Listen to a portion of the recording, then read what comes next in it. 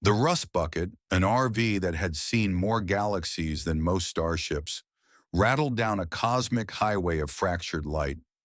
Inside, the hum of makeshift alien modifications vied with the bickering of its occupants. Ben Tennyson, all of 10 years old and radiating an unwarranted confidence, fiddled with the Omnitrix on his wrist, a device that was equal parts superweapon and cosmic toy box. "Are we there yet, Grandpa Max?"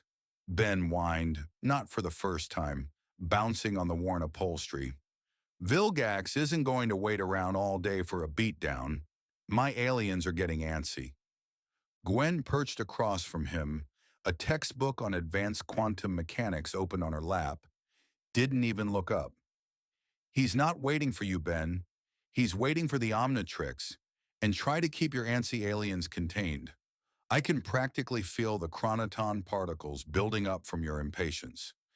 "Nerd," Ben mumbled, but a grin tugged at his lips. This was their rhythm, a constant low-level skirmish of wits and wills, honed by countless close calls and galactic road trips.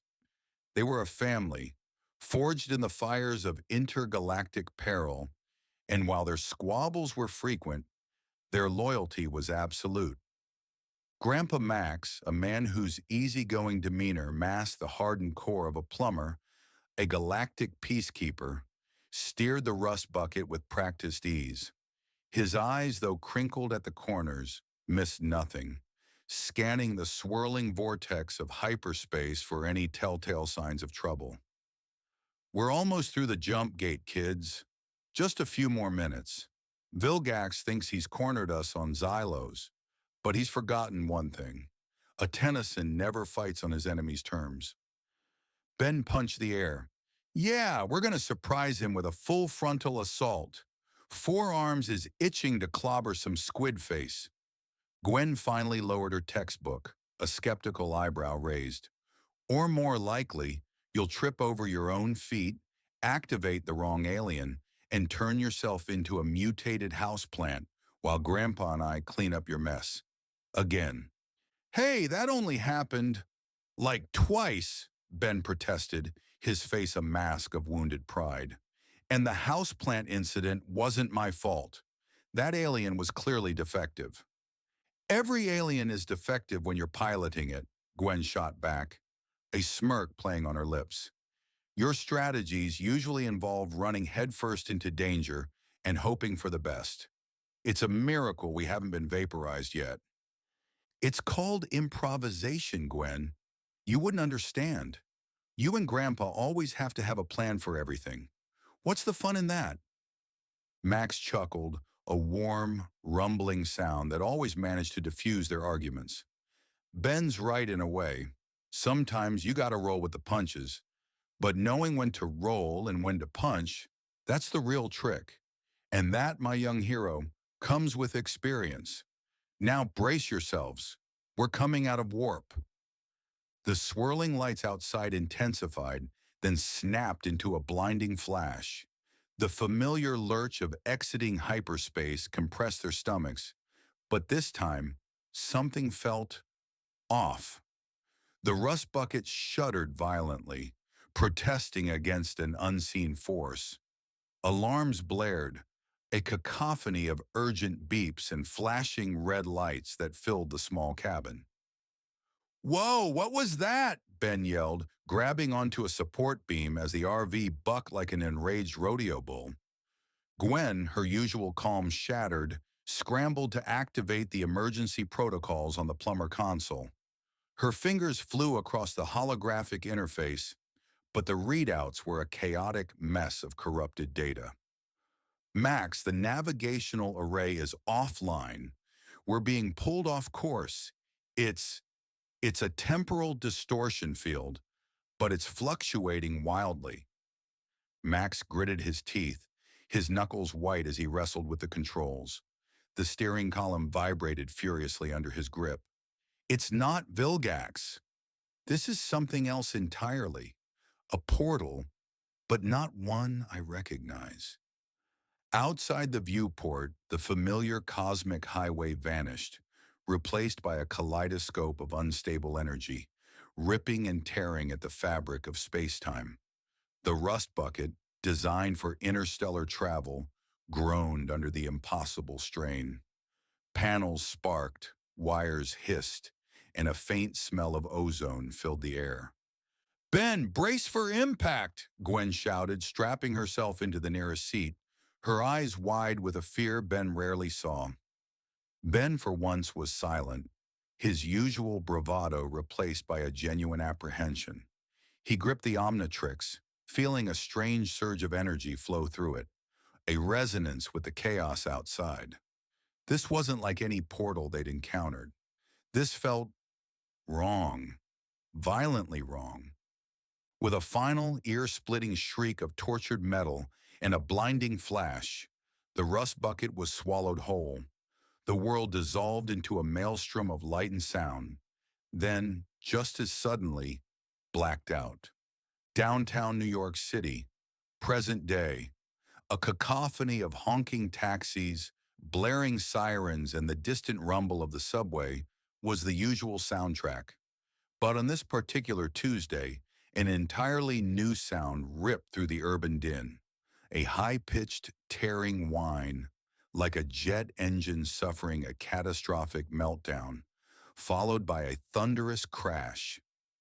Pedestrians screamed, scattering like pigeons as a battered olive-green RV, looking like it had gone 10 rounds with a space whale, materialized out of thin air. It slammed down into a delivery van, crumpling its roof like a tin can, before skidding violently across 3 lanes of traffic, narrowly missing a hot dog stand and a very confused man in a business suit. The rust bucket, now even more rust-battered, finally screeched to a halt in the middle of a busy intersection, its engine sputtering, steam hissing from every dent and crack. Windows were shattered, the satellite dish was bent at a ludicrous angle, and a single charred tire smoldered faintly. Inside, Ben groaned, rubbing his head. "Ugh, what hit us?" Gwen, miraculously unhurt but thoroughly disheveled, unstrapped herself. "I think the better question is, what did we hit?" She looked around, her eyes wide with disbelief.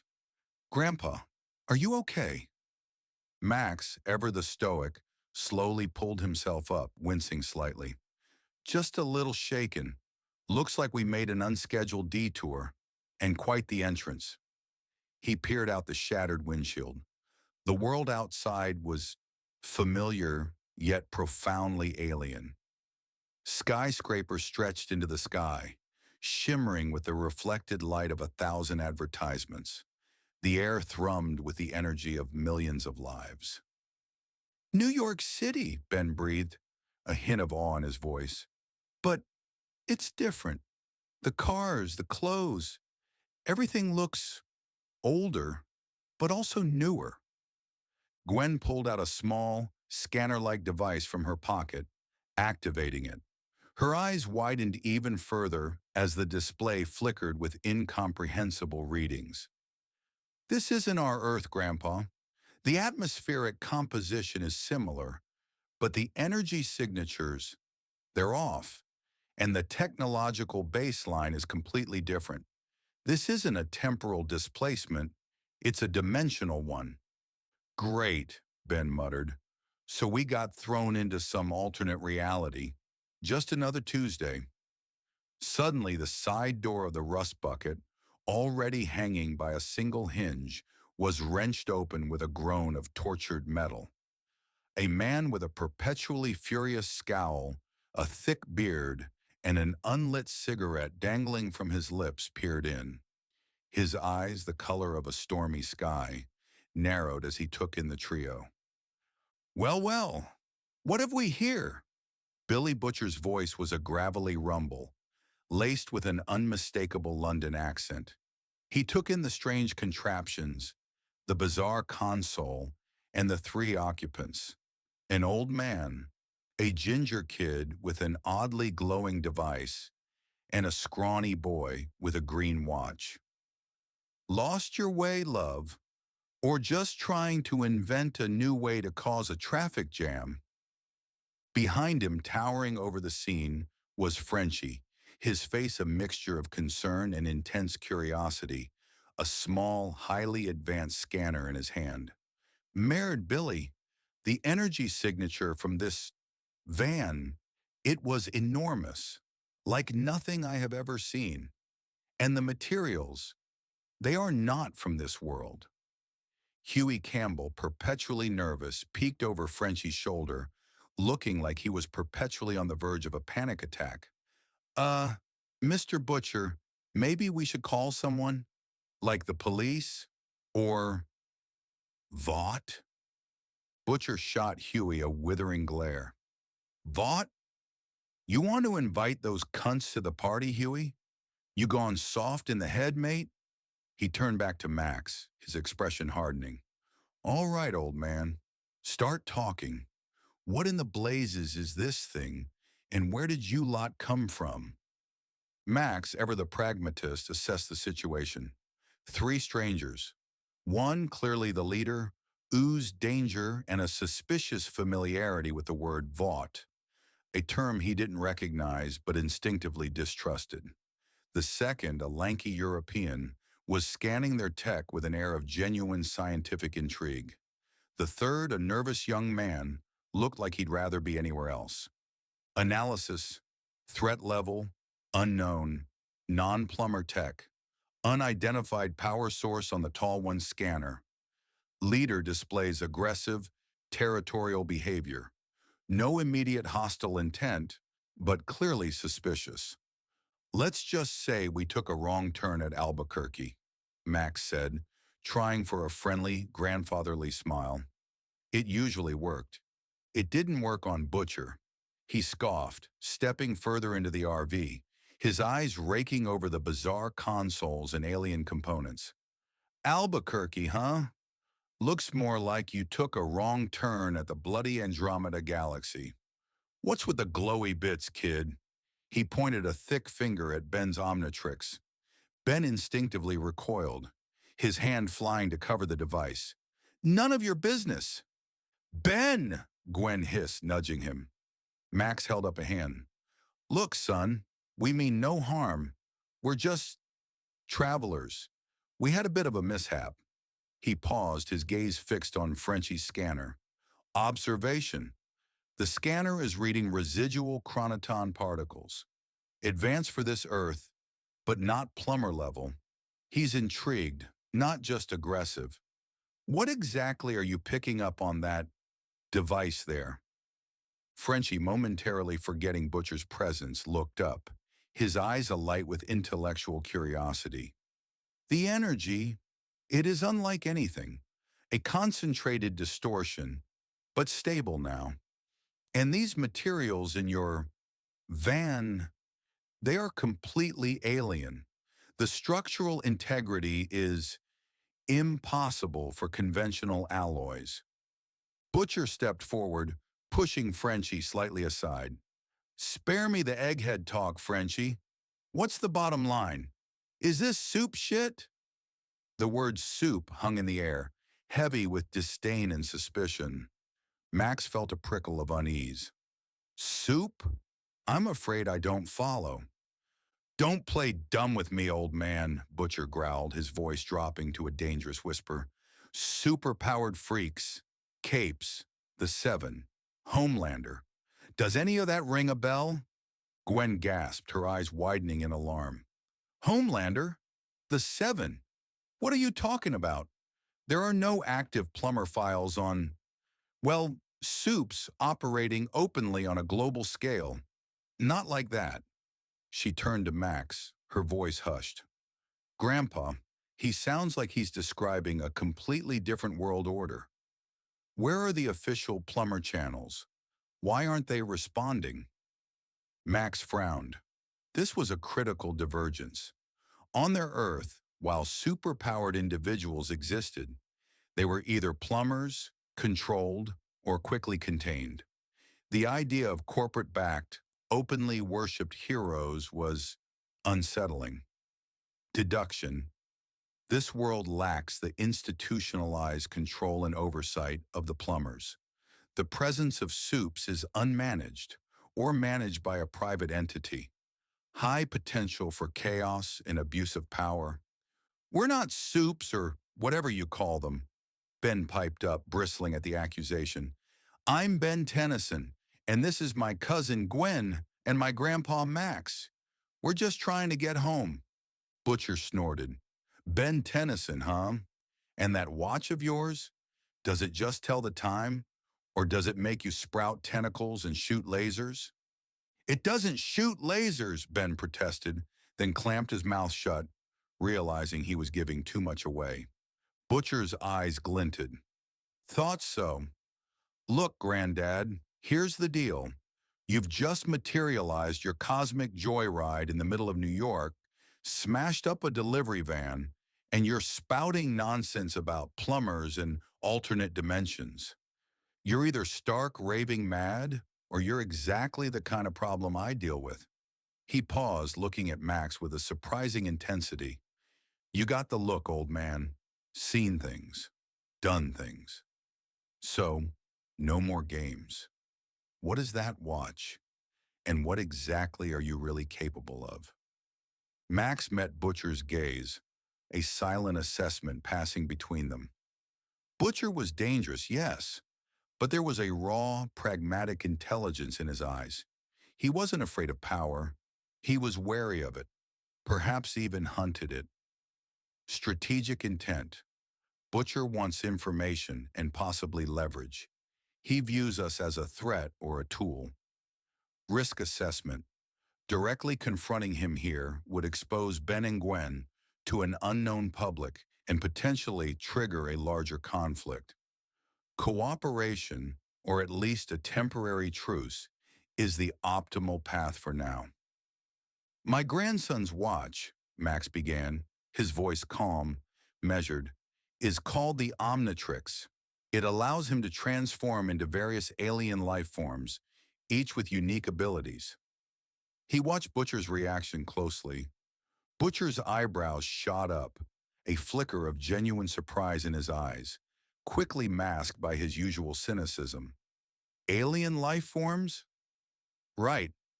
And I'm the bloody Queen of England. It's true, Gwen interjected, pulling out a small holographic projector from her bag. With a tap, a swirling image of four arms appeared, flexing his muscled limbs, then Diamond Head, his crystalline form glinting. Frenchie gasped, leaning in, utterly captivated. Magnifique! The biological structures, they are shifting on a cellular level. This is not Compound 5. This is evolution, accelerated. Butcher stared at the holograms, his jaw slightly agape. He'd seen soups of all shapes and sizes, but this was different. Raw, uncategorized, and that made it both terrifying and immensely useful. Deduction. If this isn't Compound Phi, it's not Vought. If it's not Vought, it's a wild card. A very powerful wild card. All right, Butcher said, a slow, predatory smile spreading across his face. So, you're telling me this little squirt can turn into a giant rock monster and smash things? And a super fast alien, and an alien that can manipulate technology, and an alien that can control plants. Ben rattled off, suddenly excited to be showing off, until Gwen elbowed him. Max cut in, his voice firm. Butcher, we need to understand this world. What is Vought? Who are these soups? And why does everyone seem so cynical about them? Butcher barked a short, bitter laugh. Cynical? They're bloody monsters, mate. All of them. Vought International. They're the company that makes them, markets them, and covers up their little accidents. They're corporate fascism in capes, with a god-complex bastard named Homelander leading the charge. They lie, they cheat, they kill, and nobody can stop them. He paused, his eyes narrowing, taking in Max's hardened features, the kid's idealism. Unless, of course, someone else comes along with enough firepower to actually do something about it. Observation. Butcher is a freedom fighter, albeit a violent and ruthless one, against a powerful, corrupt entity. His methods are likely brutal. His objective aligns with the plumber's mission to neutralize threats to innocent populations, but his moral compass is skewed. Max looked at his grandchildren, Ben, full of brash confidence, and Gwen, sharp and analytical. They were used to clear-cut good and evil. This world was a muddy, dangerous gray. We need to get off the streets, Max stated, his decision made. We've just created a massive energy signature that your Vought or whatever will likely be tracking.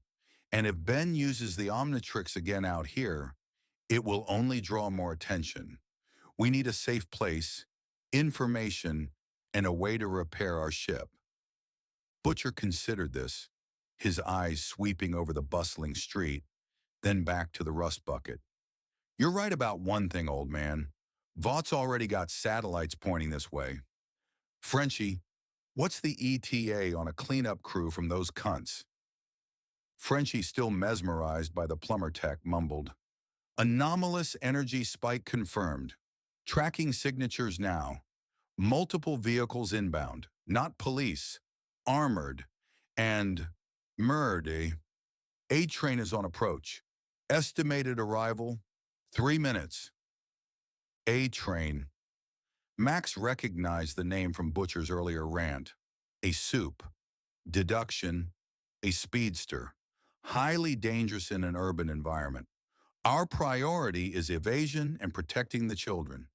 We cannot engage a high-level soup in a populated area. 3 minutes, Max said, his voice grim. Not much time. Butcher, we need to move. If you can provide a safe haven, we might be able to help each other. Butcher grinned, a flash of genuine, if unsettling, amusement. Help each other, eh? You scratch my back, I kick a soup's teeth in. I like the sound of that, old man. All right, Frenchie, get this rust bucket connected to our comms. Huey, you look like you've seen a ghost. Get in the back. You lot, he gestured to the Tennysons. You're coming with us. Just try not to break anything else. Just as Butcher finished speaking, a low, thrumming sound began to ripple through the air, growing louder, closer. The metallic glint of an approaching helicopter glinted between the skyscrapers. Its rotors whipped the air into a frenzy. And then a blue blur streaked down the street, moving with impossible speed, leaving a faint sonic boom in its wake. Looks like Vouts brought out the big guns already, Butcher muttered, but there was a glint of excitement in his eyes. Right then, Tennysons. Welcome to New York. Try not to get yourselves killed. Max climbed out of the rust bucket, his expression resolute. Gwen was right. This wasn't their Earth. This was a world of moral ambiguities, corporate villains, and heroes who were anything but. But one thing remained constant. A Tennyson protected his family, and he protected the innocent. And if that meant teaming up with a foul-mouthed Brit with a vendetta, then so be it. Ben, Gwen, Max said, looking at them. Stick close, and don't take your eyes off these guys. We don't know who we can trust here. Gwen nodded, pulling a small, glowing amulet from beneath her shirt. Got it, Grandpa. My magic is ready. Ben, despite the tension, couldn't help but feel a surge of exhilaration. This wasn't Vilgax, but it was a new challenge, a new world to explore, and he had a feeling it was going to be a wild ride. He gripped the Omnitrix, a familiar green glow emanating from the symbol. Let's show these soups what a real hero can do. Meanwhile, high above the chaos of the city, in a sleek black Vought helicopter, Sister Sage, her eyes keen and calculating, watched the unfolding scene through a secure video feed. Her fingers, adorned with simple, elegant rings, tapped rhythmically on a holographic display that showed a complex web of data. "The energy signature is unprecedented," she murmured, her voice calm and devoid of emotion. "A dimensional breach, localized to a single vehicle. No compound V signature, no known metahuman origin." Across from her, Tech Knight, encased in his polished, form-fitting suit, his helmet a gleaming visor, listened intently. His enhanced auditory sensors picked up every nuance of the street-level chatter, every subtle shift in atmospheric pressure, every faint electromagnetic ripple from the anomaly. "My scans confirm," Tech Knight stated, his voice a synthesized monotone. "The vehicle's composition is entirely non-terrestrial. The biological signatures inside, they're human, but with anomalies. The younger male subject, in particular, exhibits a fluctuating DNA pattern, almost liquid." Sage's lips curved into a faint, knowing smile. "Fluctuating, impossible DNA shifts, and no compound V. That eliminates soup origin, which means it's something far more valuable." She paused, a glint in her eyes. "An external power source, a device capable of manipulating genetic code instantly. Imagine the applications, Tech Knight. Imagine the leverage." On the screen, a small green symbol briefly flashed on Ben's wrist as he talked to the bearded man. Sage's eyes narrowed, zooming in. There, the device on the boy's wrist. It's the nexus of the energy. And the older male, Max Tennyson, his vitals are inconsistent with a typical human of his age. Elevated resilience, signs of latent combat conditioning. "And the girl Gwen Tennyson," Tech Knight added, "her neurological activity spikes correlate with localized, non-electromagnetic energy bursts. Primitive, but effective. Consistent with what some cultures refer to as magic, but a measurable force nonetheless." Sage steepled her fingers. "A family of anomalies. An old man with hidden capabilities, a girl with untrained psionic potential, and a boy with a device that grants instantaneous, multi-species transformation. This isn't a randomly generated soup. This is a discovery." She turned to a Vought operative in the co-pilot seat. "Deploy Recovery Team Alpha. Use protective custody protocols. No fatalities if possible. The asset is to be secured intact. And I want A-Train to intercept. Keep the boys occupied, but do not engage the Tennysons directly unless absolutely necessary. We don't want to damage our investment." "Understood, Sister Sage," the operative responded, relaying the orders. "This isn't just about a new weapon, Tech Knight," Sage mused, watching A-Train's blue blur streak through the city on the screen. "This is about control. Vought creates soups. But what if we could create anything? What if we could bypass Compound V entirely? This Omnitrix, it could reshape everything." Tech Knight nodded, his visor reflecting the city below. "The value is incalculable. If this technology could be reverse engineered." "It will be," Sage finished, her smile widening. "And when it is, Mr. Edgar will be most pleased. The Tennysons, it seems, have just become Vaught's newest, most valuable acquisition." The air in the rust bucket had turned from stale to electric. Outside, the world was a blur of steel and glass. But inside, the atmosphere was suffocating. Billy Butcher sat in the passenger swivel chair, his boots up on the dash, a combat knife rhythmically tapping against his thigh. He wasn't looking at the scenery, he was staring at Max Tennyson. "You're a soldier," Butcher said, his voice a low, sandpaper rasp. "I know the walk. I know the way you're checking the mirrors every 4 seconds. Who'd you serve with? SAS? Delta? Something spookier?" Max didn't take his eyes off the road. He was wrestling the rust bucket through a narrow alley, the oversized RV scraping against brick walls. I was a civil servant, Mr. Butcher, a plumber. Right, and I'm a bloody florist, Butcher spat. Billy Butcher's tactical mind was running a high-speed simulation. He categorized the Tennysons into three distinct tiers of threat. First, the boy, variable power, high output, low discipline, unpredictable. Second, the girl, unknown energy signature, likely support class, high intelligence, dangerous if left to prepare. Third, the old man. This was the one Butcher focused on. Max Tennyson's heart rate hadn't spiked since the crash. His pupils were constantly scanning for egress points. Max wasn't a soup, but he was a professional. In Butcher's world, a professional with nothing to lose was more dangerous than a god with an ego. Gwen, status on the cloaking, Max commanded. I'm trying, Grandpa. Gwen's fingers were a blur over the plumber console. The interference from the cell towers in this city is insane. It's like the whole grid is designed to track anomalous signatures.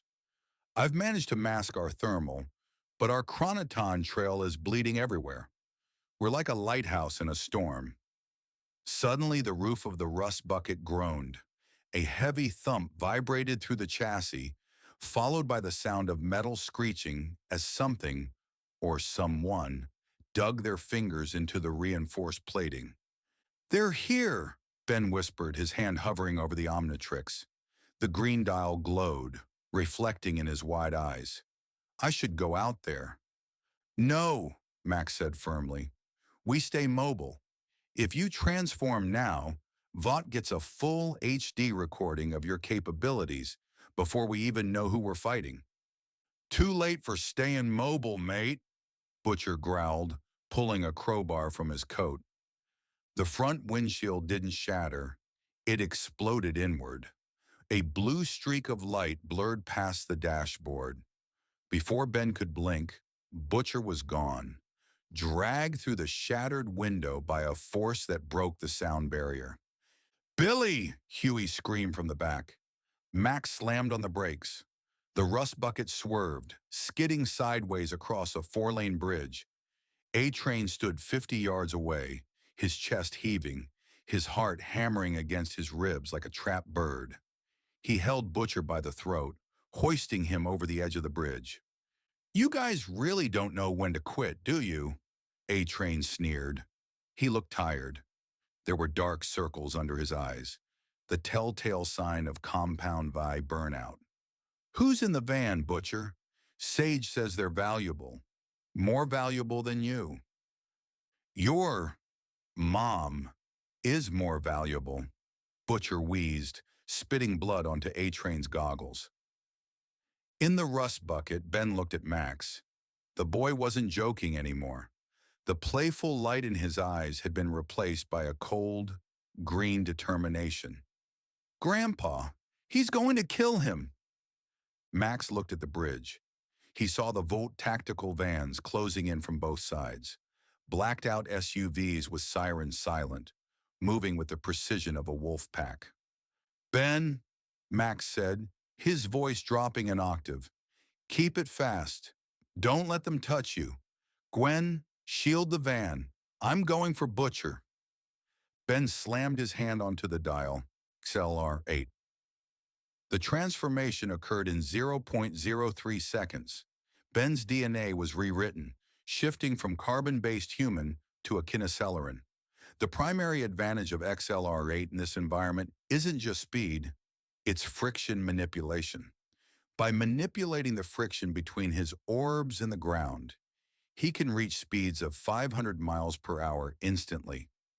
In the context of the boy's universe, Ben's speed is clean. Unlike A-Train, who relies on chemical propulsion that tears his muscles, Ben is biologically optimized for this velocity. The impact of his movement creates a vacuum behind him, pulling debris into a localized vortex. A blue blur met a green blur in the center of the bridge. A-Train didn't even see him coming. He felt a sharp, kinetic strike to his wrist, A precision hit designed to numbing the ulnar nerve. His grip loosened. Butcher fell, but before he could hit the water, a long blue and black tail wrapped around his waist and flung him back onto the asphalt of the bridge. "Who the hell are you?" A-Train yelled, his goggles flickering as he tried to track the green streak circling him. "I'm the guy who makes you look like you're running through syrup." Ben's voice was a high-speed chirp, but the stress was only beginning. While Ben distracted A-Train, a heavy, oppressive silence fell over the bridge. The Vought SUVs stopped. The doors opened in perfect unison. Max stepped out of the rust bucket, holding a plumber-grade pulse pistol. He pointed it at the lead SUV, but he didn't fire. Out of the lead vehicle stepped a woman with a calm, almost bored expression. Sister Sage. Beside her was a man in a high-tech suit that hissed with pressurized steam. Tech Knight. "Mr. Tennyson," Sage said, her voice amplified by a small device on her lapel. "You're making this very difficult for the children. Do you really want your grandson to die for a man like Billy Butcher?" "Stay back," Max warned. "I don't think you understand the math," Sage continued. "I have 3 tactical teams with V-stabilized rounds. I have a speedster who, while currently embarrassed, can still snap your granddaughter's neck before you can pull that trigger. And I have Mr. Knight here, who is currently smelling the exact chemical composition of your grandson's watch. He tells me it's delicious." Tech Knight took a deep breath, his visor glowing. "It smells like ozone and a billion different types of sweat. It's dense. It's ancient. It's the most beautiful thing I've ever tasted with my nose." The tactical trap. Sister Sage had orchestrated a no-win scenario. By placing the Tennysons on a bridge, she had limited their movement to 2 dimensions. She knew Ben's speed was superior to A-Train's, but she also knew Ben was a child. Children have a protective pivot. They will always return to the center of their emotional gravity, their family. By threatening Max and Gwen, she forced Ben to stop running. The moment Ben stopped, the pressure would shift from physical to psychological. "Ben, don't listen to her!" Gwen shouted from the van, but her voice was cut short. A black shadow materialized behind the rust bucket. Black Noir didn't make a sound. He didn't breathe. He simply slammed a palm into the side of the RV. The force was enough to tilt the 10-ton vehicle onto 2 wheels. "Gwen!" Ben skidded to a halt, his visor retracting. He was vulnerable. "Checkmate," Sage whispered. The fight didn't end with a bang. It ended with the sound of a grandfather lowering his weapon. Max saw the red dot of a sniper laser dancing on Gwen's forehead through the back window of the rust bucket. He saw Black Noir ready to tear the door off the hinges. He saw Tech Knight's suit charging up a sonic pulse. "Ben," Max called out, "stand down." "But Grandpa—" "Stand down, Ben. Now." Ben de-transformed. The flash of green light was blinding, leaving spots in everyone's eyes. He stood there, a small 10-year-old boy in a white t-shirt, looking tiny against the backdrop of Vought's corporate might. Butcher, coughing up blood on the ground, looked at Max with pure rage. "You're just gonna give them what they want. You coward. They'll pull that kid apart to see how he works." Max didn't look at Butcher. He looked at Sister Sage. "You want the tech. You want me. Leave the girl and the man out of this." Sage smiled.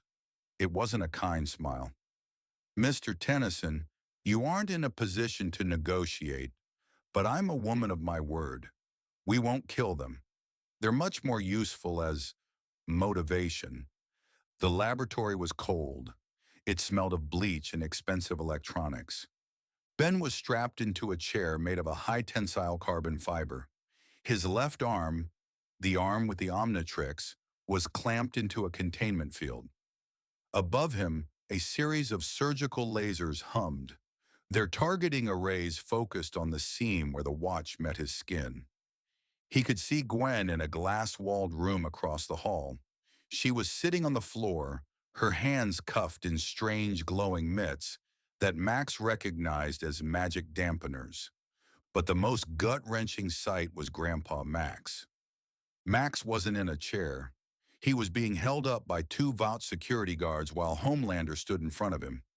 The hero was vibrating with a terrifying, silent energy. He wasn't wearing his public face. His eyes were bloodshot, and his cape was slightly dusty. He looked at Max like a scientist looks at an interesting species of cockroach.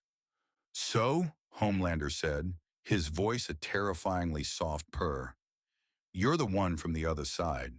The plumber." He chuckled, the sound echoing off the sterile walls.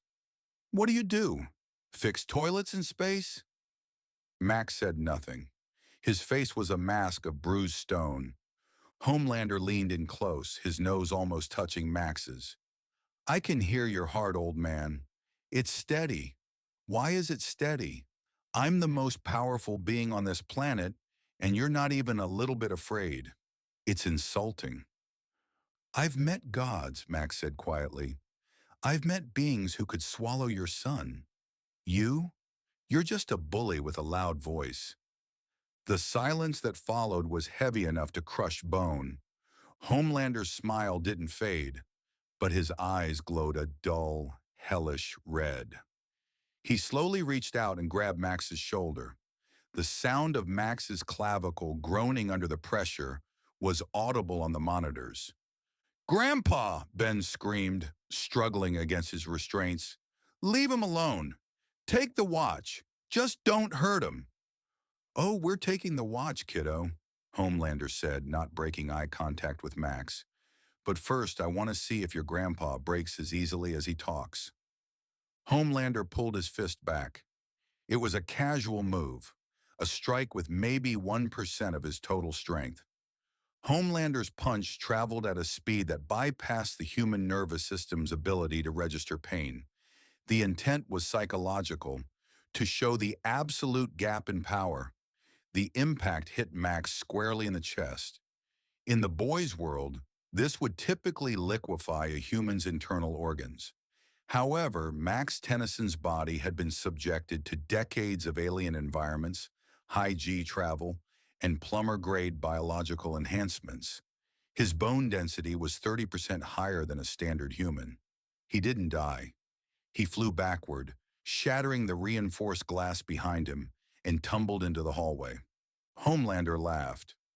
"Oops! I think I broke my toy." Ben's breathing became ragged. He looked at the surgical lasers. He looked at Gwen, who was screaming silently behind the glass. He looked at his grandpa, lying motionless in the wreckage of the wall. You monster," Ben whispered. "No," a voice said from the shadows of the lab. Victoria Newman stepped forward, looking down at Ben with a sympathetic, politician smile. "He's just an asset, just like you, Ben. Now be a good boy and hold still. The lasers need to be precise. We'd hate to lose the hand along with the watch." Sister Sage and Stan Edgar watched from the observation deck. "The boy's heart rate is climbing into the 200s, Sage noted. "The device is responding. Look at the luminescence." The Omnitrix wasn't just glowing green anymore. It was cycling through colors: red, yellow, a deep, angry purple. It began to emit a high-pitched pulse that shattered every light bulb in the room. "What is it doing?" Stan Edgar asked, his voice cool but his eyes narrowed. "It's a fail-safe," Tech Knight shouted over the noise, his visor malfunctioning. "It's sensing a catastrophic threat to the host. It's locked the DNA core. It's forcing an emergency update." In the center of the room, Ben felt a coldness spread from his wrist to his shoulder. The Omnitrix was no longer a tool. It felt like a living thing, desperate and cornered. "System override," a mechanical voice echoed in Ben's mind. "Unauthorized access detected. Biometric signatures compromised. Initiating Ultramatrix transformation protocol." The lasers, Newman shouted. Cut it off now. The surgical lasers fired, but they didn't hit skin. A green barrier, a hard light shell, erupted from the Omnitrix, refracting the lasers and sending them dancing wildly across the room. One beam sliced through Homelander's cape, causing the soup to bark in surprise. Ben's body began to stretch, not into an alien, but his human form was being encased in a shimmering, translucent green armor. The watch was growing, expanding up his forearm, the dial splitting into 4 rotating rings. He's evolving, Sage whispered, her eyes wide with a rare expression. Genuine fear. The failsafe. The Omnitrix is programmed with a primordial protocol. If the host is restrained and the device detects a lethal surgical attempt, it enters a state of quantum flux. It cannot be removed because it no longer exists in a single state of matter. It is simultaneously a solid, a liquid, in a burst of data. This update is the device's way of recalibrating the host's power level to match the perceived threat of the environment. In a world of soups, the Omnitrix decided that Kid Prime was no longer sufficient. Get him! Homelander roared, flying toward the restrained Ben. But before he could reach him, the room exploded in a flash of white light. When the smoke cleared, the lab was a ruin. Ben was still in the chair, but the restraints had been disintegrated. The Omnitrix on his wrist looked different, sleeker, with a square interface and a darker green core. It hissed with steam. Update complete, Ben croaked. He looked up. Homelander was standing 10 feet away, his face contorted in a mask of pure, unadulterated ego death. He looked at his hand. It was scorched. For the first time in 20 years, Homelander felt a sting. You little brat, Homelander hissed. But he wasn't looking at Ben anymore. From the pile of rubble in the hallway, a hand reached out. Max Tennyson stood up. His shirt was torn, showing a chest covered in deep purple bruising, but he was standing.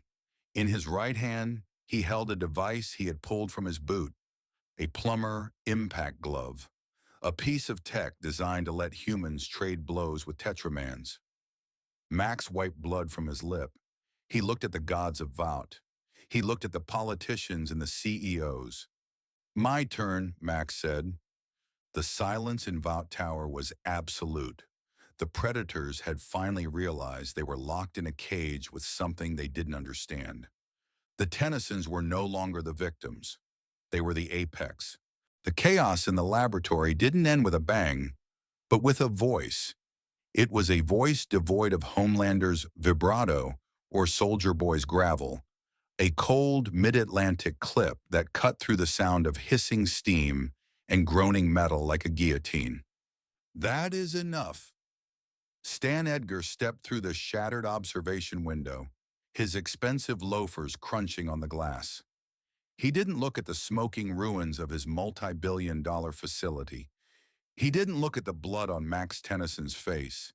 He looked directly at the glowing square dial on Ben's wrist. John, stand down, Edgar said, his eyes never leaving Ben.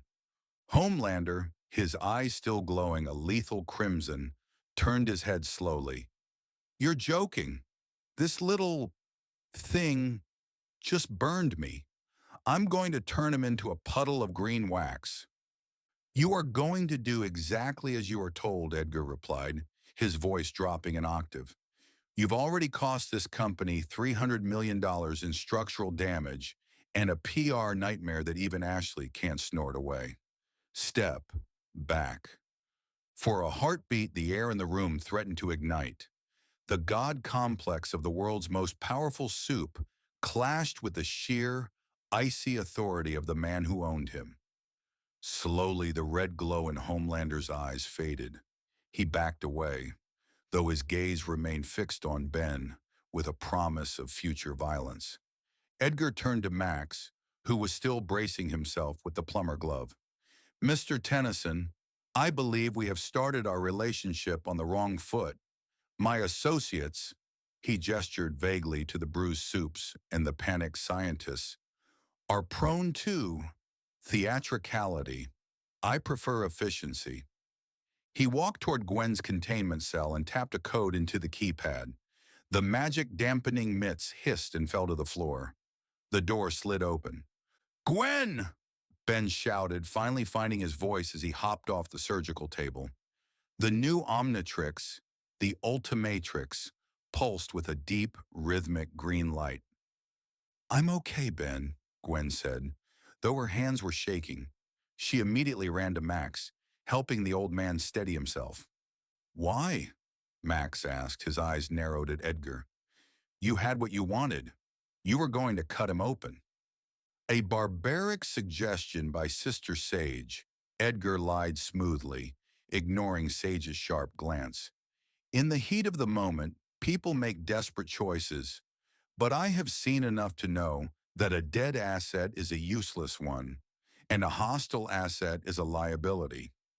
Stan Edgar's strategy shifted the moment the Ultimatrix updated. He calculated the cost-benefit ratio in real time. Direct force had failed. The device had a sentient-level failsafe. Therefore, the only way to control the Omnitrix was to control the boy's mind. By positioning himself as the reasonable adult against the monsters, Homelander and Sage, he was attempting to build a bridge of false trust. He wasn't stopping the conflict out of mercy. He was stopping it to preserve the integrity of the technology. The offer. Edgar led them to a private lounge, far from the sterile brutality of the lab. It was filled with mahogany, leather, and the quiet hum of high-end air filtration. He offered Max a drink, which was refused. "You don't belong here," Edgar said, sitting across from the three Tennysons. "Not just in this building, but in this reality. Our world is difficult. We have individuals who believe their power makes them exceptions to the law. Vought provides the law." "Vought provides the profit," Max corrected. "They are the same thing, Mr. Tennyson," Edgar replied. He leaned toward Ben. "Ben, is it? You want to be a hero. I've seen the way you look at the people you save. But look at what happened today. Without a proper structure, without a legal shield, you are just a vigilante. You're a target." "I can take care of myself," Ben snapped. "Can you? You're 10. You have the power of a star on your wrist, but you're still a child who misses his home," Edgar said softly. "I can help you. I have the resources to find a way back. I have the scientists, the satellite arrays, the energy tech, but I cannot help someone who is an enemy of the state." Gwen leaned in, her eyes glowing faintly pink. "You want us to work for you, to be like him." She pointed toward the door where Homelander was likely sulking. "God, no." Edgar shuddered slightly, a rare show of genuine emotion. "I want you to be what they pretend to be. I want the Tennysons to be the gold standard. In exchange, you get our protection, you get a search for your home, and most importantly," he looked at Max, "your grandfather gets to retire in peace, knowing you two are safe from people like Homelander." Scene break. The internal conflict. Max looked at Ben. He saw the boy's hesitation. Ben was a hero at heart, and the idea of official help to get home was tempting. The pressure in the room wasn't physical, it was the zetsu of corporate manipulation. Edgar was suppressing his own predatory nature to create a vacuum that he expected the Tennysons to fill with their own desperation. He was using aura not to destroy, but to ensnare. "Don't do it, Ben," Max whispered. "I know this look. This is the look of a man who buys and sells lives. If we say yes, we aren't family anymore. We're inventory." Ben looked at the Ultimatrix. It felt heavier now. "But Grandpa, look at this place. If they keep coming at us, someone's going to get hurt. If we're on their side, maybe we can change things. Maybe we can keep those creeps away from people? Ben, Gwen said, her voice sharp. He's not offering a job. He's offering a leash. Just then, the door burst open. Ashley Barrett ran in, clutching a tablet, her hair literally falling out in clumps. Sir, sir, we have a problem. Soldier Boy's in the lobby. He's looking for the old man who thinks he's a tough guy. He's trashing the Votland display. Edgar sighed, the sound of a man deeply disappointed in his employees. He looked at Max. It seems my assets are becoming restless. Perhaps a demonstration of your value is in order, Mr. Tennyson? If you can handle Soldier Boy without leveling the block, I might be inclined to give you even better terms. Max stood up, his joints popping. He adjusted the plumber glove on his hand. I don't need your terms, but I'll handle the asset. Ben, Gwen, stay here. No way, Grandpa, Ben said, hitting the dial. The Ultimatrix hissed, the core popping up. If we're doing this, we do it as a team. The lobby, Soldier Boy versus the Tennysons. Soldier Boy stood in the center of the Vault Tower lobby, his shield covered in the gold paint of a smashed statue. He was a relic of the 40s, a walking nuke of toxic nostalgia. Where is he? Soldier Boy roared. Where's the old man? I'm going to show him what a real soldier looks like. The elevator doors opened. Max Tennyson stepped out alone. I'm right here, Max said. Soldier Boy laughed, a bitter, whiskey-soaked sound. You? You look like you should be yelling at a cloud, Pops. I'm going to cave your chest in. Hunter x Hunter style. Action description, the tactical strike. Soldier Boy lunged. His speed was roughly Mach 1 in short bursts, his strength enough to bench press a tank. He swung his shield in a horizontal arc designed to decapitate. Max didn't move until the last millisecond. This is flow state combat, using the enemy's momentum against them. Max dropped low, the shield whistling over his head, and slammed the plumber glove into Soldier Boy's lead knee. The impact was calculated.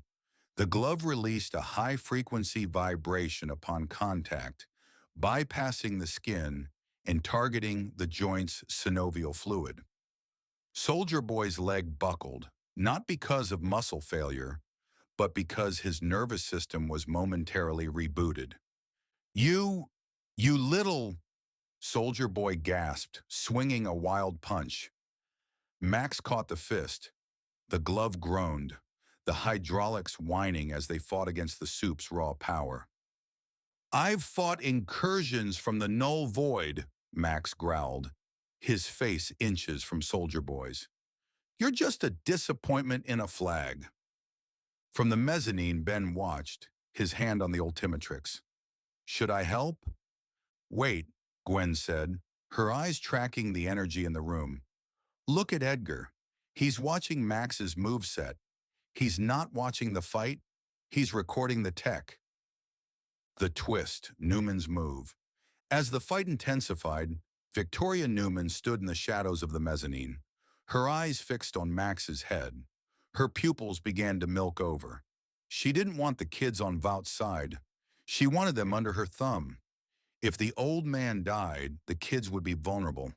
She focused. The blood vessels in Max's temple began to throb. Suddenly, a hand caught her wrist. Ben stood there. He wasn't transformed. He just looked at her, his eyes glowing a solid, serious green, a resonance with the Ultimatrix. Don't, Ben said. His voice was calm. Absolute. I can see the energy building in your head. If you pop him, I'll turn into something that can eat this entire building before you can blink. Newman froze. For the first time in her political career, she felt a genuine chill of mortality. The boy wasn't kidding. The Ultimatrix was humming, sensing his intent. You can't have us, Ben said, echoing the core of his soul.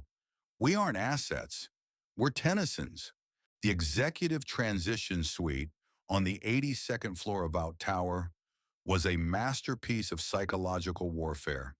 It was draped in velvet and brushed gold, smelling of sandalwood and filtered oxygen. There were no bars, no chains, and no visible guards. Instead, there were floor-to-ceiling windows that looked down upon a city that looked like a circuit board of flickering lights. "Make yourselves at home," Stan Edgar had said, his voice as smooth as the silk tie he straightened before leaving. "Everything you require is a voice command away. We'll discuss the formalization of our partnership in the morning." As the heavy soundproof door hissed shut, the sweetness of the room turned sour instantly. "Partnership," Gwen spat, her eyes scanning the room. She didn't look at the plush sofas or the spread of organic fruit. She looked at the corners of the ceiling. There are 16 micro cameras in this room alone. 4 of them are thermal, 2 are ultrasonic. They aren't just watching us, they're mapping our heart rates and pupil dilation. Ben sat on the edge of a bed that probably cost more than the rust bucket. The Ultimatrix sat heavy on his wrist, its new squared-off face pulsing with a low, emerald rhythm. "Grandpa, we can't stay here. Edgar he's like Vilgax, but with a better haircut. He doesn't want to conquer us. He wants to own us."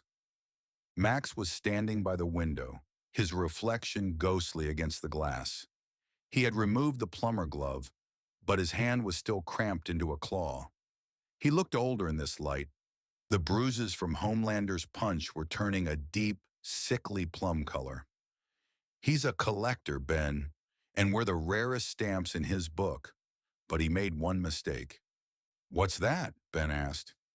"He thinks he's the only one who knows how to use a back door." Max walked to the digital bar, but he didn't grab a drink.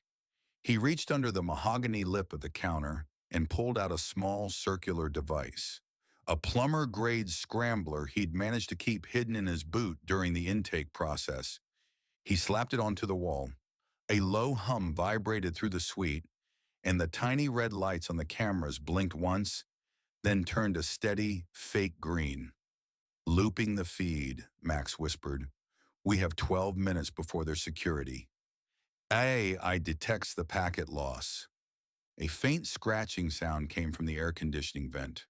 A moment later, the grate fell onto the thick carpet with a dull thud. A face covered in soot and sweat peered out. "Bloody hell," Frenchie whispered, wiggling his way out of the duct. "The ventilation in this building is like a labyrinth designed by a sadist. But your signal, it was like a siren in the dark." Behind him, Huey tumbled out, looking terrified. "Is everyone okay? We saw the fight in the lobby on the news. Well, Vought's version of it. They said you were guests of honor." "More like specimens of interest," Gwen said, helping Huey up. "Where's Butcher?" "Causing a distraction downstairs," Huey said, checking his watch. "He and Kimiko are, well, they're making sure the security teams are looking the other way. We need to go. Now." The Vault Tower security grid is a nested hierarchy. To exit via the elevator is suicide. The weight sensors would trigger an immediate lockdown. The vents are the only blind spot, but they lead to the maintenance shafts. Frenchie's plan relied on thermal saturation. By triggering the fire suppression system in the opposite wing, they forced the tower's AI to reroute power away from the internal sensors in the residential suites. This created a 180-second window where the physical locks on the service stairwells would be manually overridden. "Ben, you ready?" Max asked. Ben looked at the Ultimatrix. "I've been ready since we crashed." The group moved through the service corridors, a stark contrast to the luxury they had just left. Here the walls were raw concrete and the air smelled of grease. "We have a problem," Frenchie hissed, staring at his tablet. "A-Train. He's moving. He's not patrolling. He's hunting. He must have smelled your watch energy, Ben. He's checking every floor." "Let him," Ben said, his voice gaining a new edge. I owe him for what he did to the rust bucket. No heroics, Ben, Max cautioned. The goal is the exit. They reached the 40th floor when the air suddenly thrummed. A sonic boom shattered the light fixtures in the hallway. A-Train appeared at the end of the corridor, his chest heaving, his eyes wild with V-fueled paranoia. Found you, A-Train gasped. Sage said if I bring you back, I get my spot back. I'm not losing my spot to a bunch of tourists. A-Train's movement is linear explosive. He relies on a chemical surge to bridge the gap between 0 and Mach 1. However, his heart is a failing engine. Every time he accelerates, his internal pressure spikes, causing micro-tears in his cardiac tissue. He is a glass cannon. Ben, however, now wielded the Ultimatrix, a device with superior stabilization. Gwen, get the others to the freight elevator, Ben commanded. Ben, don't, Gwen shouted, but she saw the look on his face. It wasn't the look of a kid playing hero. It was the look of a Tennyson finishing a job. She grabbed Huey and Frenchie, dragging them toward the exit. Ben slammed the dial. The green flash was violent, illuminating the dark corridor like a supernova. XLR-8. A-Train laughed, a high-pitched manic sound. You think you're fast? I'm the fastest man alive, kid. A-Train blurred. Ben blurred. To the human eye, the hallway was empty. To the physics of the room, it was a war zone. The air temperature rose by 10 degrees as the two speedsters clashed. Ben's kineceleran biology allows for frictionless pivoting. While A-Train has to slow down to turn, Ben uses the orbs on his feet to maintain momentum through a 180-degree drift. Ben isn't just running, he's skating on the air itself. He saw A-Train's telegraph, a slight lean to the left before a shoulder tackle. Ben didn't dodge. He accelerated into the turn, using A-Train's own slipstream to slingshot himself behind the soup. Impact. Ben's tail, reinforced by the Ultimatrix's new evolutionary stabilizers, whipped around and caught A-Train's ankle. At 400 miles per hour, the slightest trip is catastrophic. A-Train went flying, his body skipping across the concrete like a stone on water. He slammed into a heavy steel door, denting it 3 inches deep. Ben skidded to a halt, his visor sliding up. He wasn't even out of breath. You're fast, A-Train, but you're messy. You run like you're scared of the ground. I own the ground. A train tried to stand, his legs shaking, his heart visible thumping against his ribs. I can't lose. You already did, Ben said before blurring away to catch up with his family. They burst out of a laundry chute into a rain-slicked alleyway behind Vogt Tower. A black van, this one much more beat up than the rust bucket, was idling, its headlights off. Billy Butcher sat in the driver's seat, a grin that looked like a scar on his face. About bloody time. I was starting to think I'd have to go in there and rescue the old man myself. Just drive, Butcher, Max said, pushing the kids into the back. As the van sped away into the labyrinth of New York's back streets, Ben looked back at the tower. It loomed over the city like a tombstone. They're going to come for us, Ben said. Let 'em, Butcher growled. They've spent 20 years thinking they were the only ones with a bite.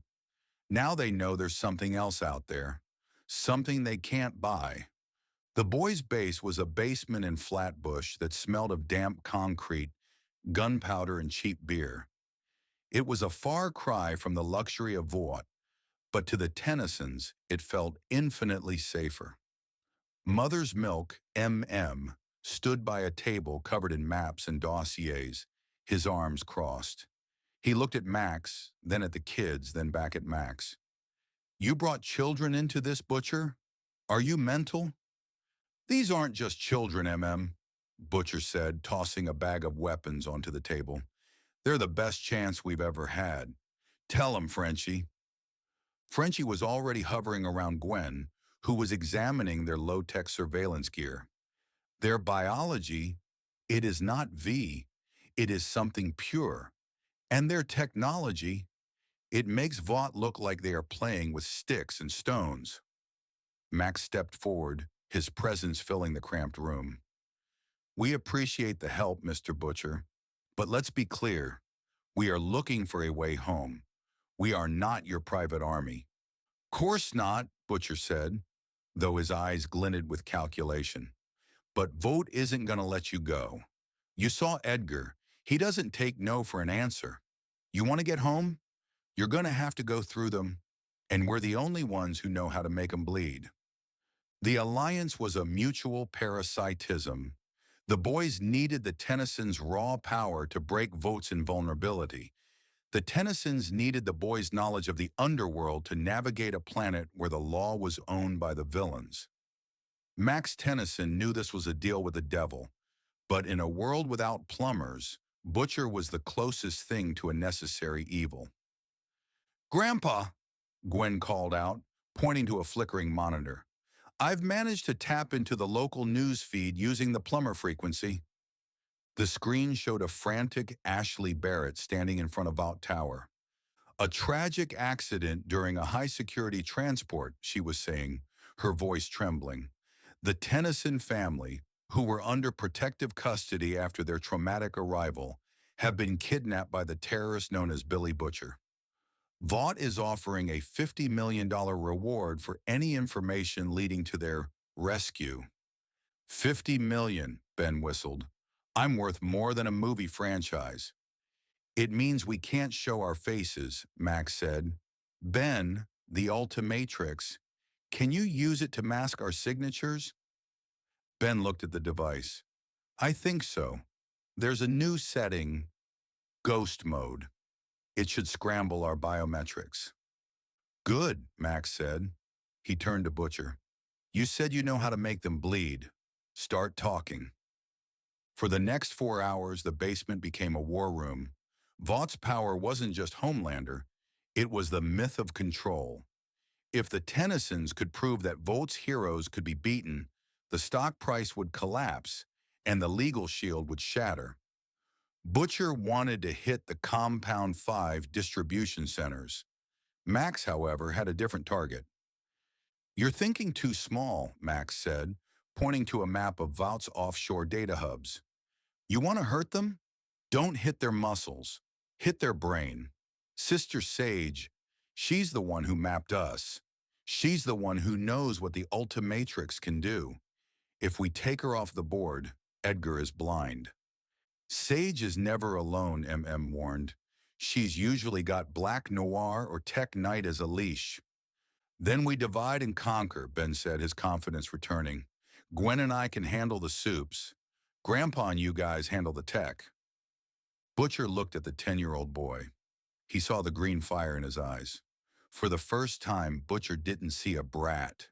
He saw a weapon. "All right," Butcher said. "We hit him at the secret lab in the Bronx. That's where they're trying to replicate the energy signature from your crash. If we blow that, we blow their chance of ever building their own portal." As the night wore on, the tension in the base softened slightly. Ben and Huey were sitting in a corner, sharing a box of stale cereal. "Is it always like this?" Huey asked. "The fighting? The monsters?" "Usually," Ben said, munching on a flake. "But on my Earth, the monsters usually look like monsters. Here, they look like people. It's weird." "Tell me about it," Huey sighed. "I used to have posters of A-Train on my wall. Now I just want to forget he exists." Ben looked at Huey, then at the Ultimatrix. "You know, back home, I used to think being a hero was just about hitting things hard, but seeing my grandpa, seeing him stand up to that Homelander guy without any powers, that's the real hero stuff." Gwen was working with Frenchie, her mana-infused fingers tracing the circuits of a modified EMP grenade. "Your tech is crude," she said, "but your understanding of resonance is fascinating, Frenchie. If we combine my mana with your frequency oscillators, we can create a field that doesn't just shut down electronics. It disrupts the compound Vi in a soup's bloodstream. Frenchie's eyes widened. A V dampener? Mon Dieu, Gwen, you are a genius. Max and Butcher stood at the far end of the room, two old soldiers watching their squads. You're a good man, Tennyson, Butcher said, lighting a cigarette. Too good for this world. It's going to try to break you. It's going to try to turn those kids into something they're not. It can try, Max said, his voice like iron. But I've spent my whole life protecting the galaxy from things you can't even imagine. A corporate CEO and a man in a cape aren't going to be the ones who stop me. Butcher smirked. I hope you're right, 'cause tomorrow we're going to war. Across the city in the dark sanctuary of Vault Tower, Sister Sage sat in the dark. The only light came from the dozens of monitors surrounding her. She wasn't looking at the search grids. She was looking at the footage of the Ultimatrix's update. She watched the way the green light had bent the surgical lasers. She watched the way Ben had looked at Victoria Newman. They're not just aliens, she whispered to herself. They're a correction. The door opened. Homelander stepped in. He looked tired, defeated. Find them, he growled. I already have, Sage said, her voice devoid of its usual smugness.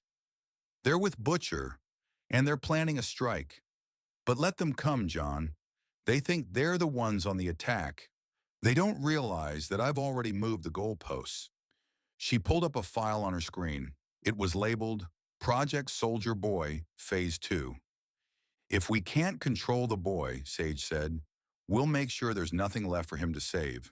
The Bronx Industrial District was a graveyard of rusted iron and shattered glass, dominated by a windowless, monolithic structure that didn't appear on any city map. To the public, it was a decommissioned chemical plant.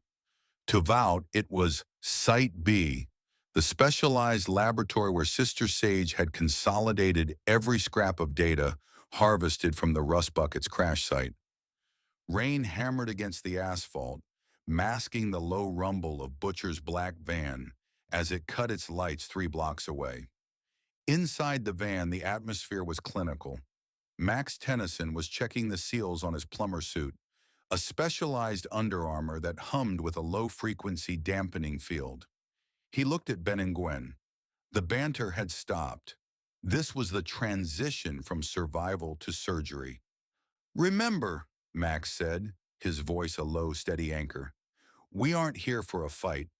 We're here for the data. If we find the portal schematics, we can use their own generators to get home. Ben, you're the distraction.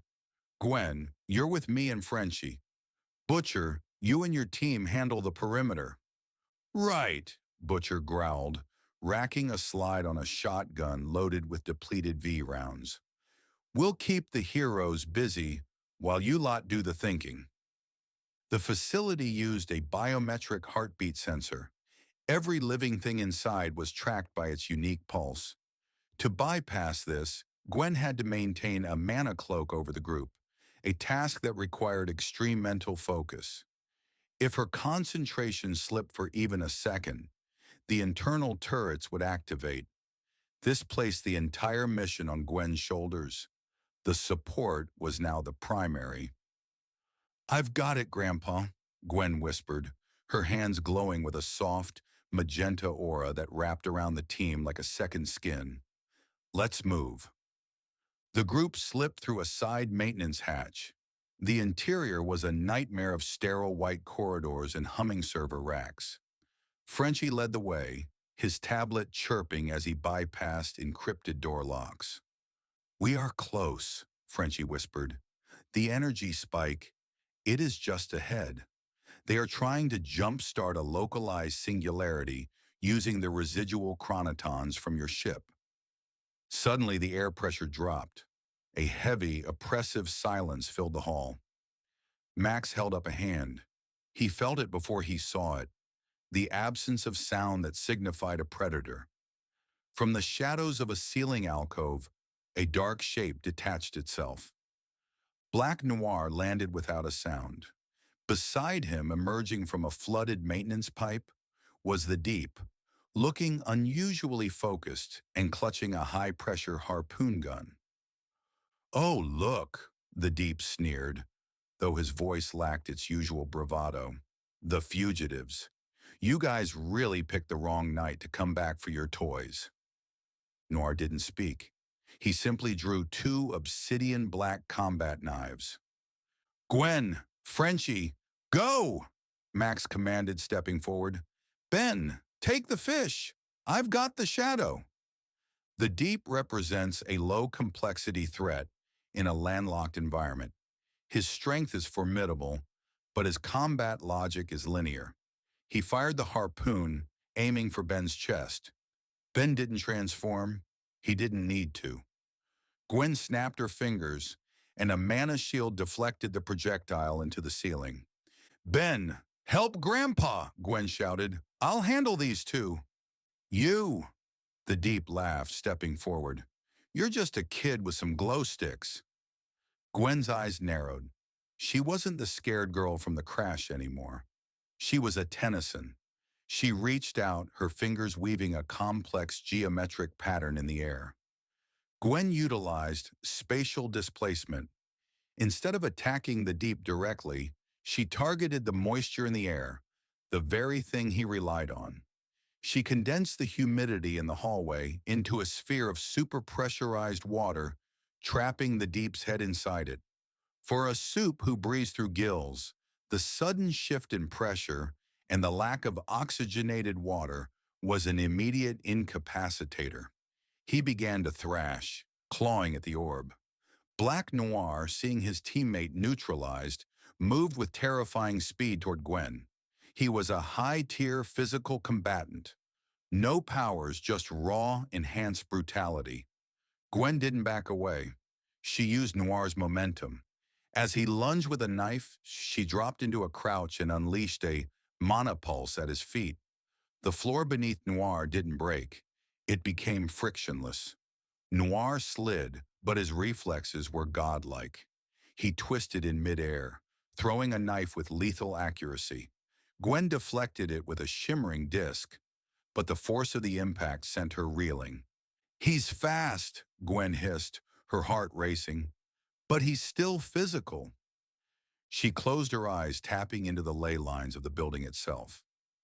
Vought Tower was a nexus of electrical energy. She channeled it. Magenta lightning arched from her fingertips, not striking Noir, but the metal grating of the floor. Noir was grounded. The surge of 10,000 volts hit him instantly. His body jerked, his silent mask reflecting the purple glow of the electricity. He didn't scream. He couldn't. But he slumped against the wall, his suit smoking. "And they call you the Elite," Gwen panted, her forehead beaded with sweat. She looked at the Deep, who was still gasping inside her water orb. She flicked her wrist, sending the orb and the Deep crashing into a stack of empty crates. "Stay down." While the kids handled the soups, Max Tennyson was a whirlwind of calculated violence. Vought tactical teams, men in reinforced Kevlar with heavy weaponry, poured into the server room. Max didn't hide.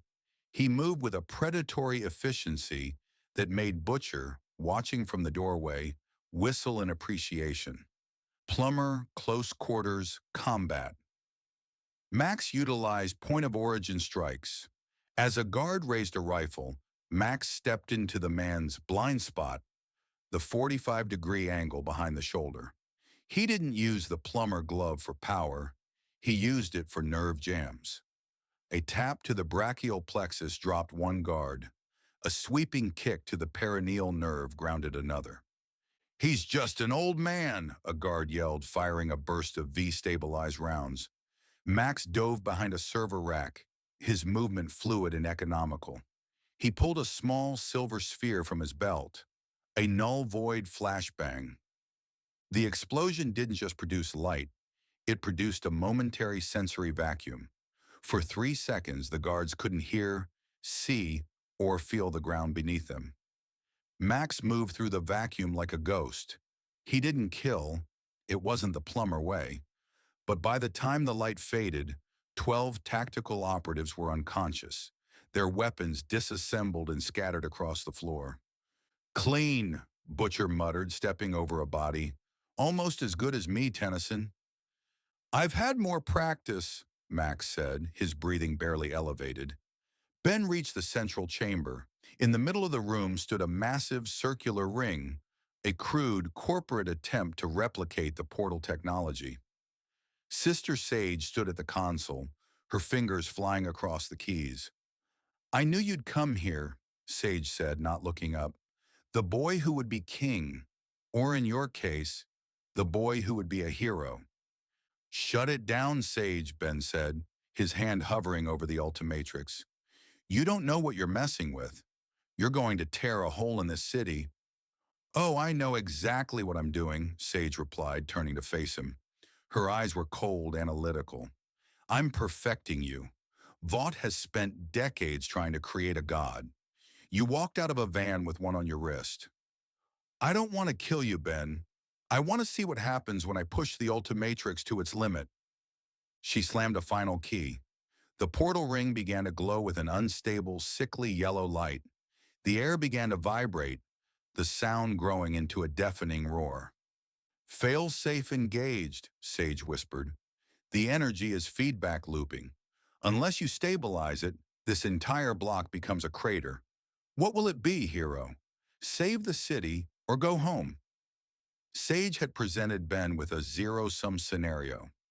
To stabilize the portal, Ben would have to interface the Ultimatrix with the Vought core. This would give Sage a full-spectrum data dump of the device's architecture. If he didn't, thousands of people in the surrounding Bronx tenements would die.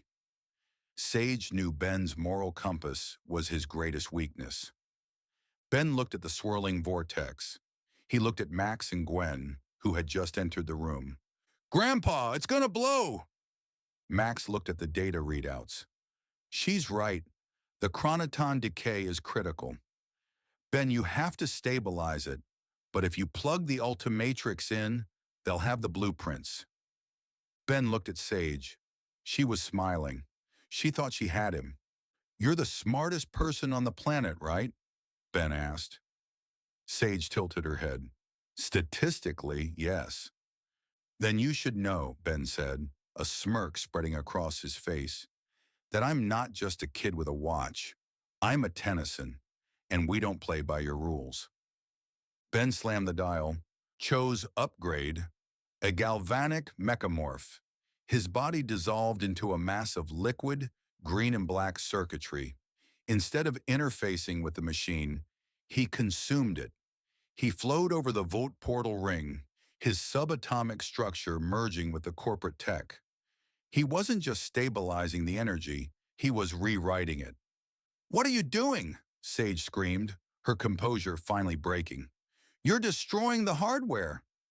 I'm not destroying it, Ben's voice echoed from the machine itself, layered and digital. I'm upgrading it, and I'm taking your data with me. The counter hack. As a mechamorph, Ben didn't just stop the explosion. He acted as a biological firewall. He absorbed the portal's energy and redirected it back into the Vought servers, but with a plumber-grade virus attached, something Gwen had coded during the van ride.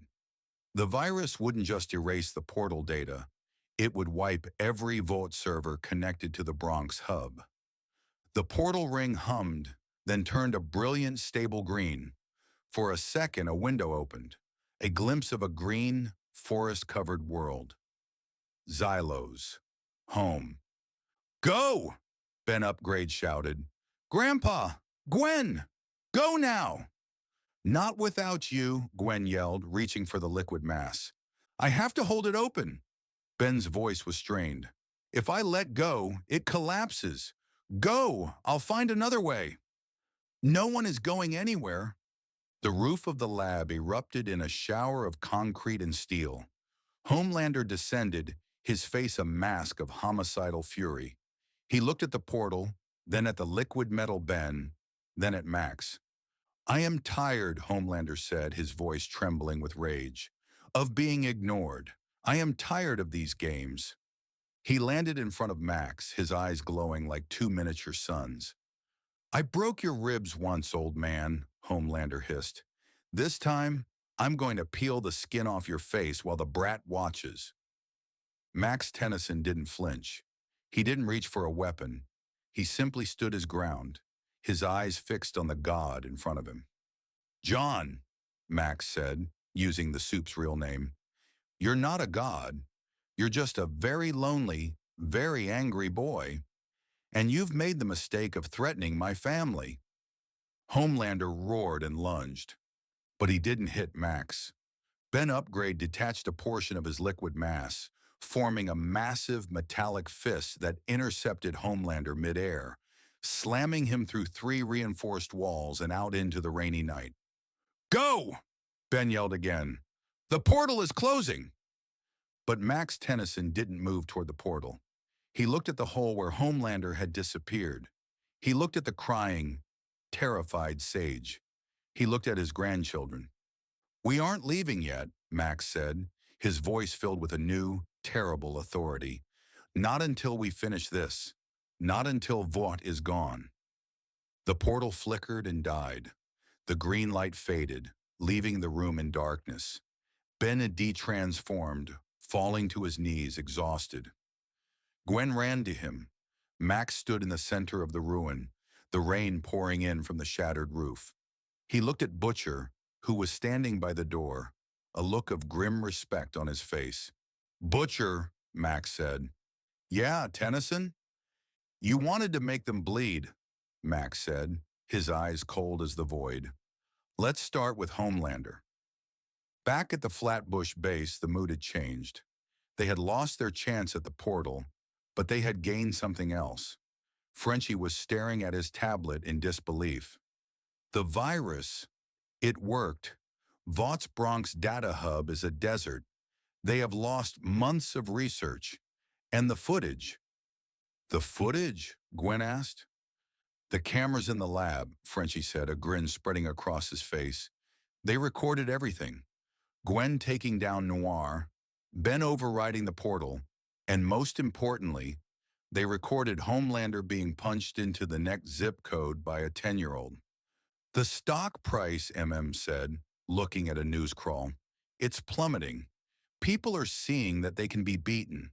The Invincible Seven look like clowns." Butcher walked over to Max, who was sitting on a crate, cleaning a fresh set of plumber equipment. "You stayed," Butcher said. "Why? You could have pushed the kids through that hoop and been home for dinner." Max looked up at him. "Because if we left, you'd be dead in a week. And because there's 1 billion people on this earth who are being bullied by Vought." "A plumber doesn't just protect his own world, Butcher. He protects the innocent, wherever they are." Butcher nodded slowly. "Right then. Welcome to the boys, Max. Try not to let the kids get too much blood on them." In the corner, Ben looked at his hand. The Ultimatrix was quiet now, but he could feel the power humming beneath the surface. He looked at Gwen, who was practicing a new mana form. They weren't just kids on a road trip anymore. They were the front line, and Vought had no idea what was coming next. The war for the soul of this earth didn't end in a boardroom or a courtroom. It ended in the cratered remains of Vought Square, a place once dedicated to the worship of manufactured gods, now a stage for the most brutal tactical display in the history of 2 universes. The rain had turned to a freezing sleet, slicking the wreckage of the fallen Vought monuments. Billy Butcher and the rest of the boys stood on the perimeter, their weapons lowered. They weren't fighters anymore. They were spectators to a level of conflict that defied Compound V physics. Soldier Boy stood amidst the rubble, his shield trembling in his grip. He was a man out of time, a living nuke fueled by toxic pride and the sudden, terrifying realization that he was no longer the apex predator. Facing him was Max Tennyson. Max had shed his civilian shirt. His torso was a map of scars, plasma burns from the null void, jagged lines from Tetraman blades, and the deep, dark bruising from Homelander's initial strike. He wore only a plumber-grade tactical vest and a pair of heavy-duty gauntlets that hummed with a low, rhythmic thrum. "You're a fossil, Tennyson!" Soldier Boy roared, his voice cracking with desperation. He lunged, his shield glowing with a building radioactive charge. "I'm the greatest hero this country ever made." Soldier Boy's attack was a maximum output strike. He was betting everything on a single concussive blast. Max Tennyson, however, was utilizing Zetsu combat, the art of minimizing one's presence to exploit the gaps in an opponent's momentum. Max didn't meet the shield head-on. He stepped into the inner circle of Soldier Boy's reach. By placing his palm on the center of the shield, he redirected the kinetic energy back through Soldier Boy's own arm. Impact. Max activated the piston punch on his gauntlet. It wasn't just a hit, it was a localized sonic collapse. The force shattered Soldier Boy's collarbone and sent the hero sprawling into the mud, his shield clattering away like a discarded toy. "You weren't made to be a hero," Max said, standing over him, his breath steady in the cold air. "You were made to be a product, and products have an expiration date." The catalyst, the breaking of the family. Homelander watched from the steps of the ruined tower. The sight of Soldier Boy, his father, his predecessor, falling to a normal human, snapped the final thread of his sanity. His narcissism couldn't process the defeat. He needed to reassert his godhood through the only language he truly understood: cruelty. With a scream of pure, unadulterated ego death, Homelander blurred. He didn't go for Ben, he went for the emotional core. He appeared behind Max, his hand moving faster than Gwen's mana shields could track. He grabbed Max by the throat, hoisting him 30 feet into the air. "Look at him!" Homelander shrieked at Ben. "Look at your precious grandpa. He's just meat. He's just a fragile, leaking bag of skin." Homelander squeezed. The sound of Max's vertebrae groaning was caught by the high-frequency microphones of the news drones circling above. He didn't kill him, not yet, but he let Max go, watching the old man fall and crash into the reinforced concrete with a sickening thud. "Grandpa!" Ben's voice wasn't a cry. It was a low, vibrating growl that seemed to vibrate the very air in the square. Ben looked at Max's motionless body. He looked at Gwen, who was already sprinting toward their grandfather, her hands glowing with healing mana. Then he looked at Homelander. Ben's eyes didn't just glow green. They turned into emerald suns. The Ultimatrix didn't just beep. It roared, a mechanical scream that signaled the end of the Kid Prime restraints. "You!" Ben whispered, the word carrying more weight than a mountain. "Are done!" Ben slammed the Ultimatrix. He didn't just transform, he integrated. He became XLR8, but the Ultimatrix's evolutionary core was already bleeding into the form. He didn't start at Mach 1. He utilized compounded velocity. Every step he took added to a kinetic reservoir. He circled the square, a green blur that turned the rain into steam. Homelander tried to track him with heat vision, but Ben was no longer a target. He was a vector field. Hit 1 to 5, the XLR8 Blitz. Ben struck Homelander 5 times in a single second. These weren't just punches. They were friction burns delivered to the nerve endings. Homelander was lifted off his feet, his cape shredded by the sheer wind shear of Ben's passing. Hit 6 to 7, the mid-air transition. As Homelander was tossed into the air, Ben detransformed and retransformed in mid-flight. Logic, the conservation of momentum. By switching from XLR8 to forearms at the apex of the jump, Ben converted horizontal speed into vertical mass. Forearms appeared directly above Homelander. He didn't just punch, he utilized a gravitational hammer fist. locking all four hands together and slamming them into Homelander's chest. The soup was driven back toward the earth at terminal velocity. Hit 8 to 15, the hybrid combo. Before Homelander hit the ground, Ben shifted again. Diamond Head.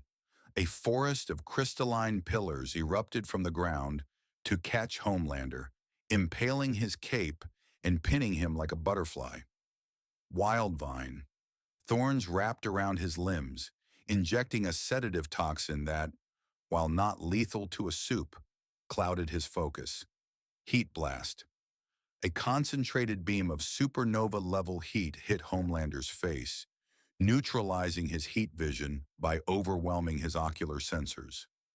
Homelander struggled, his mind a fractured mess of pain and confusion. He pushed through the crystals, his eyes blood red. I am the only one. I am the hero. Ben stood 10 feet away. He looked calm, terrifyingly calm. You want to be a god, John? Ben asked. Fine.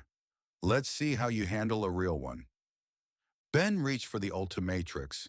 He didn't just turn the dial, he twisted it twice, engaging the evolutionary subroutine. A pillar of green light erupted, stretching 1,000 feet into the storm clouds. The ground for 3 city blocks groaned and cracked under the sudden influx of mass.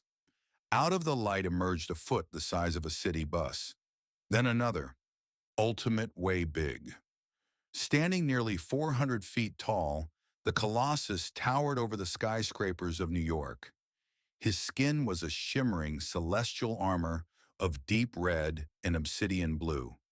The horn on his head crackled with cosmic radiation.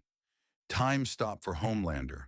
In the absolute silence of his own terror, his brain entered a state of hyper-deduction. For his entire life, the world had been a dollhouse. People were ants. Steel was paper. He was the sun around which everything orbited. But as he looked up and up at the titanic form of Ultimate Way Big, the philosophy of scale crushed his soul. He realized with a beauty that was almost religious that he was not the predator. He was the anomalous variable that had finally been corrected by the universe. To Ultimate Way Big, Homelander was not a god or a man or even a threat. He was static. He was a grain of sand claiming to be the desert. The sheer cosmic indifference in Way Big's singular glowing eye was more painful than any punch. It was the realization that in the grand tapestry of the multiverse, John, the Homelander, didn't even merit a footnote. I am... Homelander's voice was a pathetic whimper. Then the silence broke. The realization of his own insignificance didn't bring peace. It brought a feral, animalistic rage. No! I am real! I am real!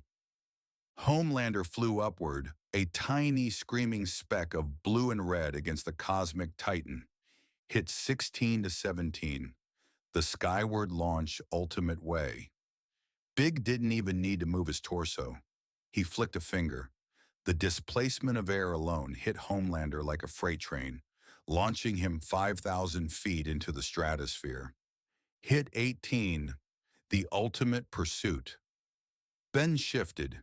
He didn't wait for Homelander to fall. Ultimate jet ray. A silhouette of pure energy streaked upward, breaking the sound barrier 10 times over. He caught up to Homelander in the edge of space, where the sky turns black and the stars are cold. Hit 19.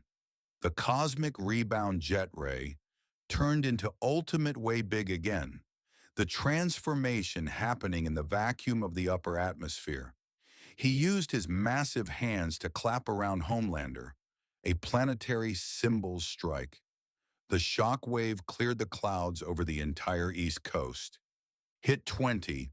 The divine downward strike Homelander was a broken husk, his suit gone, his eyes leaking blood, drifting in the zero-G.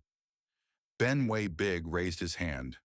Cosmic energy gathered in the horn of the Titan, forming a sphere of pure, green primordial force. This is for my grandpa, Ben's voice boomed through the very fabric of space. Way Big slammed his fist downward, carrying Homelander back through the atmosphere.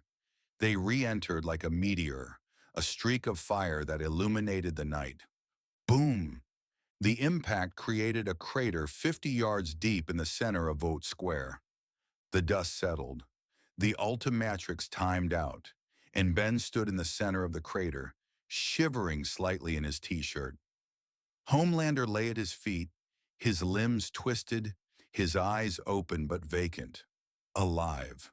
But his mind had retreated into a catatonic shell to escape the memory of Way Big's shadow.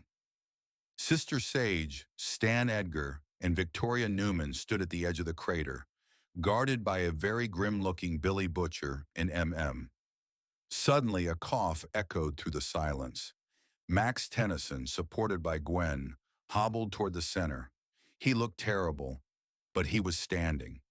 He walked past the Vought executives, who shrank back in fear, and stood over the broken Homelander. Homelander's hand twitched, a reflexive, pathetic reaching for Max's ankle. Max didn't use a gadget. He didn't use a glove. He simply looked down at the man who had tried to be a god. "I told you," Max said, his voice raspy but clear. "You're just a bully." Max looked at Stan Edgar. "Your company is gone. Your heroes are broken. We're going home now. And if I ever see a Vote signature on a piece of interdimensional tech again..." Max didn't finish the threat. He didn't need to. Gwen raised her hands. Using the data Ben had upgraded from the Bronx lab and her own refined mana, she tore a hole in the air.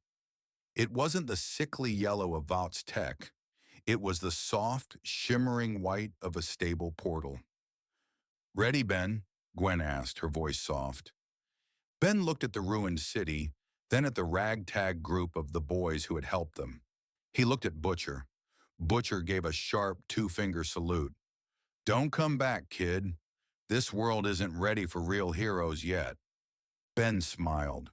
He looked at the Ultimatrix, his new, evolved burden. "Maybe not, but they know we're out there now." The three Tennysons stepped through the portal. As the light faded, the last thing the people of that earth saw was a 10-year-old boy in a white t-shirt, a girl with glowing hands, and an old man who had looked a god in the eye and didn't blink. The portal snapped shut. Vought Square was silent, save for the sound of the rain and the distant, fading heartbeat of a fallen idol.